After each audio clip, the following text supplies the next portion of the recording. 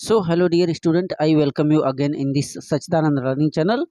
देखिए, ये English class 12 का अप्रोच इंडिगो चैप्टर 5 है। इसके पहले हमने 4 चैप्टर तक अप्रोच कवर करवा दिए हम, और साथ ही साथ विस्तार सप्लीमेंट्री का 2 चैप्टर कवर है और पोइट्री का 2 चैप्टर कवर है। जो लोग नहीं चेक किए हैं उनके सारे क्वेश्चन आंसर को आप हमारे नीचे डिस्क्रिप्शन में जो प्लेलिस्ट है इंग्लिश क्लास 12 एनसीईआरटी का, उस पर जा करके सारे वीडियो को देखें और अपने एग्जाम की प्रिपरेशन करें।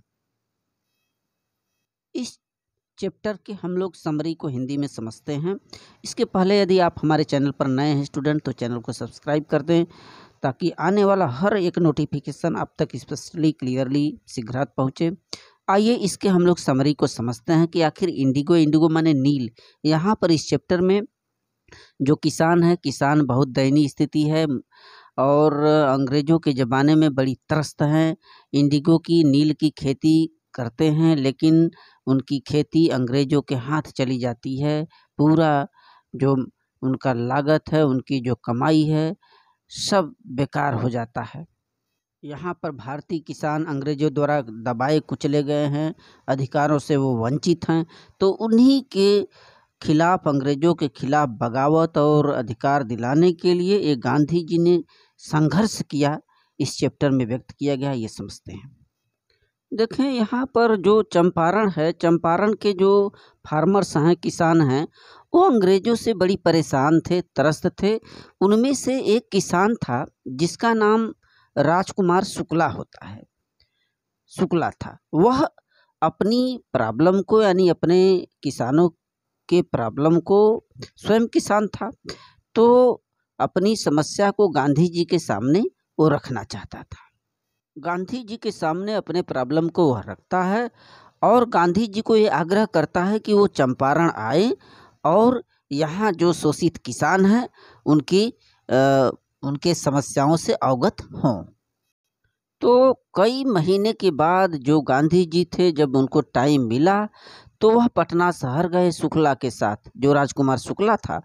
और शुक्ला गांधी जी को पटना के वकील के घर ले जाता है, जिनका नाम उस राजेंद्र प्रसाद था, जो आप लोग जानते ही हैं, भारत के प्रथम राष्ट्रपति थे और ये कांग्रेस पार्टी के अध्यक्ष थे। और राजेंद्र प्रसाद घर पर थे नहीं जब ये शुक्ला ले गए राजेंद्र प्रसाद जी के घर, बल्कि वहाँ एक नौकर था उनके यहाँ। और वह जो नौकर था वो समझा कि ये गांधी जी और शुक्ला एक आम किसान होंगे, ऐसा समझ जाता है। हालांकि वो ठहरने के लिए आंगन में ठहरने की अनुमति तो दे दिया, किंतु गांधी जी को अछूत समझ करके उन्हें कुएं से पानी भरने की अनुमति नहीं देता है। वह जो किसान था, माने वह जो नौकर था, यानी ये देखिए कि उस समय छुआछूत फैला हुआ था। फिर क्या हुआ,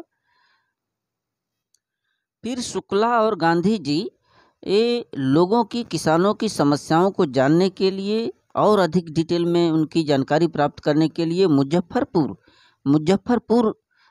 गए वहाँ पर, ताकि जाए और वहाँ पर ये सूचनाएं जो है, इन्फॉर्मेशन हो, प्राप्त करें। और वहाँ पर जो ये वकील होते थे वो मोटी रकम वसूला करते थे इन किसानों से, बटाईदारों से। तो गांधी जी को मालूम चला तो गांधी जी इन वकीलों को डांटे, फटकार लगाए। फिर गांधी जी ने बताया कि ये किसानों से संबंधित जो मुकदमे होते हैं न्यायालय में नहीं ले जाना चाहिए, इसमें किसानों का भला नहीं होता, किसान उससे डरते हैं। तो चंपारण जिले के ज़्यादातर कृषि, वहाँ की जो कृषि योग्य भूमि थी, बड़े बड़े जागीरों के हाथ में बटी थी। उनके मालिक अंग्रेज होते थे, जिसमें भारतीय काश्तकार लोग उस खेतों पर काम करते थे, बट उनका जो मालिक था अंग्रेज था।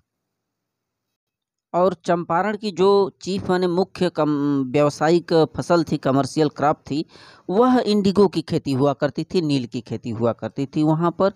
और वहाँ के जो लैंडलॉर्ड्स होते थे, जागीरदार होते थे, सभी काश्तकारों को पूरी ज़मीन का 15% के दर से इंडिगो बोने के लिए, यानी कि नील की खेती बोने के लिए, और इंडिगो की पूरी फसल को किराए के रूप में देने के लिए वो मजबूर करते थे भारतीय किसानों को।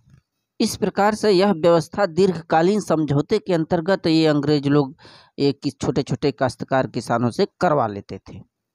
तो ऐसे जो जागीरदार थे उनके खिलाफ में थे, जो गांधी जी थे उनका विरोध करते थे। वह तथ्यों को प्राप्त करने के लिए ब्रिटिश कमिश्नर से भी मिले जो गांधी जी थे।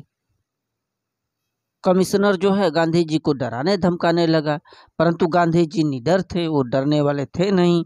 और चंपारण के एक गांव में एक किसान के साथ दुर्व्यवहार किया गया था, जहां पर गांधी जी जा करके जाना चाहते थे, जाने का निश्चय करना चाहते थे, परंतु उनको रास्ते में ही लोगों ने रोक लिया और उन्हें वापस जाने का आदेश दे दिया गया। गांधी जी ने बोला मैं आदेश का उल्लंघन करता हूं। फिर अगले दिन गांधी जी जो थे वह न्यायालय में उपस्थित होने का आदेश उनको मिल गया। फिर गांधी जी अपने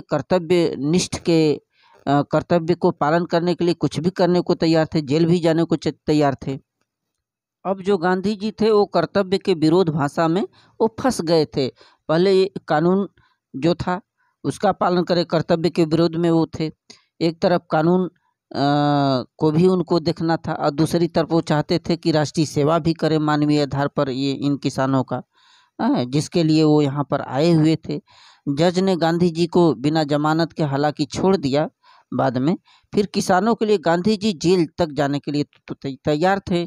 जब गांधी जी वहाँ से लौटे सुलह होने के बाद, इस आधार पर कि उनको बताया गया कि चलिए 25% हम किसानों के खेती पर लेंगे, टैक्स लेंगे या कर लगाएंगे, तो 15% के स्थान पर 25% पर ये गांधी जी राजी हो गए। इस प्रकार की जो इवेंट्स थी, घटनाएं थी, गांधी जी की पोजीशन को, स्थिति को ये प्रूव कर दिया, सिद्ध कर दिया। और कुछ वर्षों में जो अंग्रेजी जागीरदार थे, अंग्रेजी जागीरदारों ने अपनी जागीरें छोड़ दी धीरे धीरे, और जिन्हें फिर किसानों को वापस कर दिया गया उनके भूमि को। और इंडिगो की जो बटाईदारी होती थी, प्रथा थी, सब लोग ले लेते थे अंग्रेज लोग, तो यह प्रथा समाप्त कर दी गई।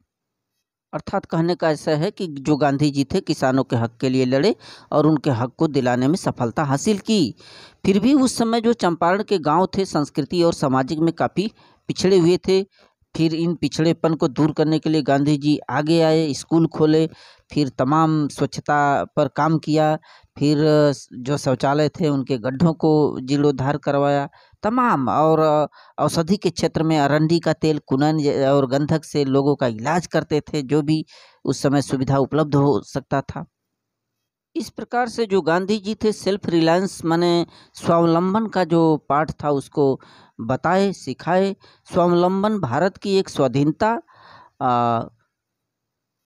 और इसमें जो खास करके बटाईदार होते थे, शेयर क्रॉपर्स होते थे, उनकी सहायता किया जाता था, एक दूसरे से लोग जुड़ते थे। तो यही स्टूडेंट इस पाठ का समरी है जिसको आप लोग रिवीजन कर लेंगे। So thank you.